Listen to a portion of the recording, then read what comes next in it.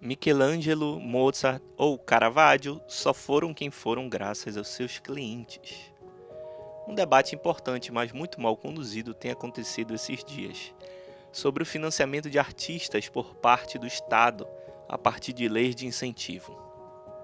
De um lado temos o mercado musical, há muito cooptado por medalhões da música que controlam quem participa ou não da boquinha. Não importa muito que você, cantor, tenha algum talento ou uma obra interessante ao grande público. O importante é beijar as mãos de certas pessoas para conseguir o patrocínio, via lei de incentivo, para a sua carreira. Esse lado, além de sugar o Estado, já que poderia manter-se falsamente com bilheteria, é adorado pelos empresários financiadores, pois são propaganda quase gratuita para as suas empresas. Conta com uma distorção das leis de incentivo para terem uma vida de artistas de Hollywood. E ainda por cima, produzem conteúdo cultural mercadológico, música marketing, chiclete grudento que não sai do seu ouvido e provoca emburrecimento coletivo. O outro lado, porém, são os que enxergam o problema de um modo estreito. São dinheiristas anticulturais. Eles odeiam cultura, odeiam música mais elaborada. Já foram estragados por esse processo de emburrecimento coletivo ao ponto de crerem que, se aquela arte não pode se sustentar por meio do mercado, ela deve sumir. Esses últimos, auto-intitulados conservadores de direita, liberais ou qualquer outro nome político que não esgota suas características, conseguem ser ainda mais burros. Quem inventou a moda do artista ser um profissional que se mantém da obra e do público que a consome foram os ideais revolucionários franceses.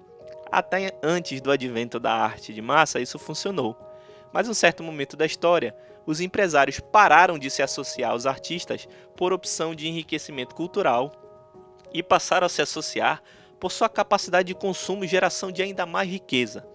Durante o século XIX, vimos literalmente muitos empresários perderem dinheiro para fazerem valer as ideias e produções dos artistas.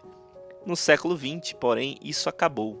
Os artistas de produção não mercadológica, para se manterem, foram se refugiar nas universidades, em outras instituições de ensino, em órgãos públicos, em projetos e etc.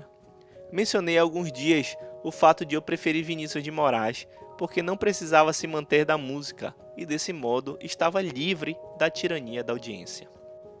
Mas Vinícius ainda era um cantautor, ainda estava inserido no mercado da sua época, não era um fagotista. Vocês sabem quanto custa um fagote que presta? Por volta de $15.000. Mas sabem, porém, quantos filhos de milionários querem ser músicos fagotistas? Nenhum.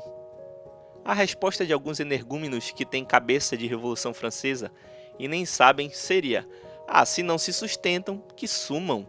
O que importa é manter-se com a própria bilheteria.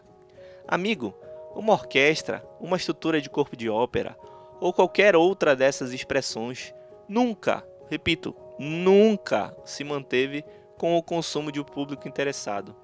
Sempre foi financiada ao longo da história, financiada por reis, príncipes, cardeais, mecenas. Só que não podemos, desde a Revolução Francesa, contar mais com isso.